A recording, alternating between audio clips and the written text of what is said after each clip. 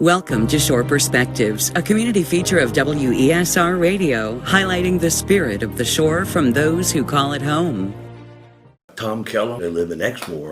Back in the 80s, my wife gave me a metal detector for Christmas, and it sat in the building for a couple years.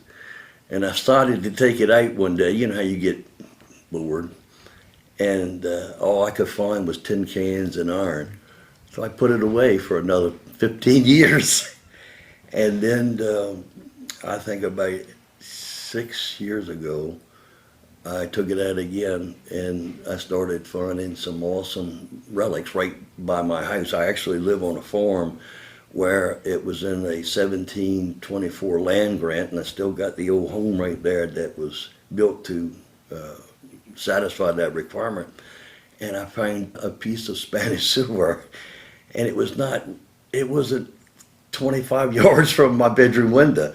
And I thought to myself, well, you know, our family has a lot of farms. And I said, you know, I've been working on those farms when I was a boy and as a high school student. And I said, I had no idea right below my feet were these relics.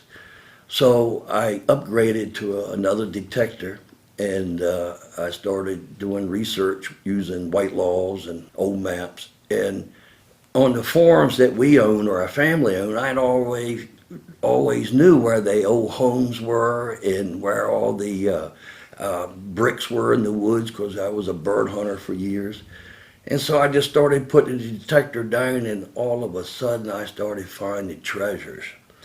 On one of our farms, I was actually fortunate enough to find a Civil War Confederate camp that was on one of the creeks. And these camps were there to promote what we call gun running to the Confederate troops in the Hampton Road area.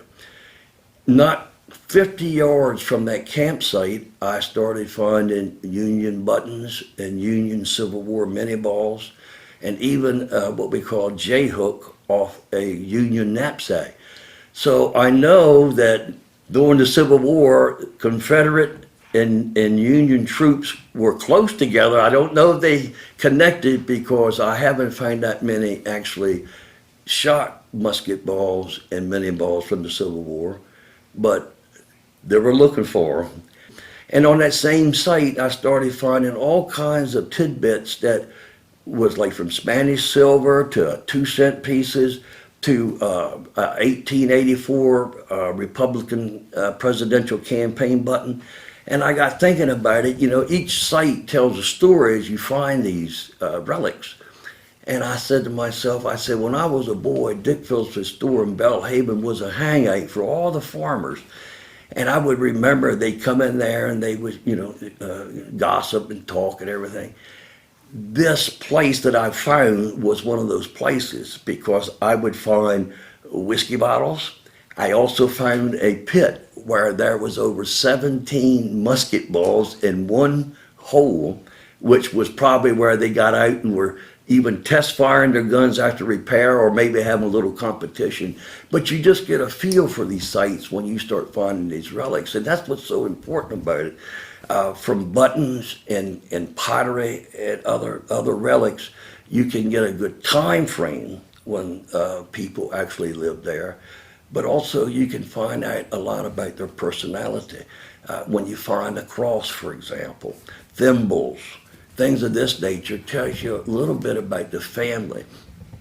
One of the most moving things was, I've always had the question, well, what's the most important or most expensive find you found? Well, I've never even had any of my finds evaluated or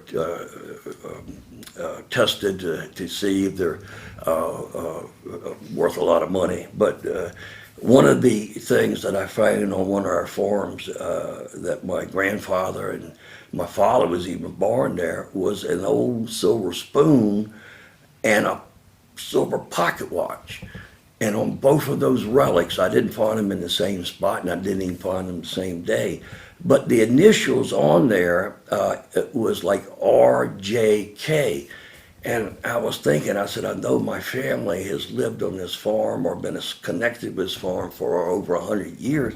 but I don't know anybody with those initials, even though the last initial was Kellam, like mine. Well, Johnny Kellam was my uncle, and he was living at the time. I went up and talked to him, and as soon as he saw it, he says, Tommy, he said, that's your great uncle's. That's his initials. He said, that's, I think he said Richard something Kellam. He said that was his silverware and that was his personal pocket watch. And his pocket watch was real ornate. And I know he must have been sick. If he was a Kellam, he was really sick when he lost that watch. But when you find something like that, it's really personal. So whenever I go to anybody else's property, and we always get permission. I mean, for one thing, metal detecting is supposed to be relaxing, enjoyable. When you put your headphones on, you really can take you away from your troubles. I used to do a lot of flying, and I remember I used to love to go flying by myself because you take yourself away from your troubles. You look down, they no longer bothered you. But when you go out there, you want to be sure, so always get permission. 2 Christmases ago, I had found all kinds of iron relics on the farm that my father, who's now 95 and still living, still got his wit right until he's amazing. On the farm that he was raised, I was finding a lot of relics like wrenches, old horseshoes, pocket knives, things of this nature, hammers and so forth. I took those iron objects and restored them through apple cider vinegar, sprayed them with a preservative, and then put a light coat of black paint on it and put them in a large display and gave it to my father for Christmas. And once he looked at it, he didn't know what it was. And when I explained to him that, I said, you know, you're 94 at the time. I said, you're 94 at the time. And I said, these came off the farm you were born and raised in, and actually you farmed it for over 80 some years. I said, you probably touched some of these items in this. Well, when somebody's 95 years old, 94, it's hard to buy them a Christmas present, right? Particularly one that's going to be touching to them. Well, my dad is tough as nails, but I think I saw a tear come. So that's what metal detecting has done for me. And I hope God will give me the ability to continue, because I go at my own pace. I use a small shovel. I don't dig up heavy stuff. And because if you hunt farm fields, every time the farmer tills the land or does some kind of activity, it brings up more relics. I don't think you can ever hunt out a site. I've hunted some sites, particularly that I was talking about, these Civil War sites, one that's on one of our farms. I bet you I've hunted that 50 times, and every time I go back, I'll find something. May not always be a great find, but you always find something. And if I could pass on anything, this is a hobby that's open to anybody. My granddaughter is 7, and last Christmas I bought her, it's a real detector, but it's a child's use metal detector. And Granddaddy wouldn't tell me to go metal detecting. She loves it. And as you know, it's becoming more and more popular. We all had an old timer that was down south, I think South Carolina, that he's just a good old shoe, but the man was a master at finding bullets, Civil War bullets and whatever. And his website is called Saving History One Dig at a Time. Well, I sent all these to Josh and Bill, and next thing I know, it's kind of like based on that kind of just good old wholesome detecting and learning and on the Eastern Shore. And it also, it's a website called Shoreboard, I think it is, that connects to it too. And I have been amazed at the number of people, because of Josh's site, have responded to me or even talked to me. I never knew it was Civil War activity like that on the shore.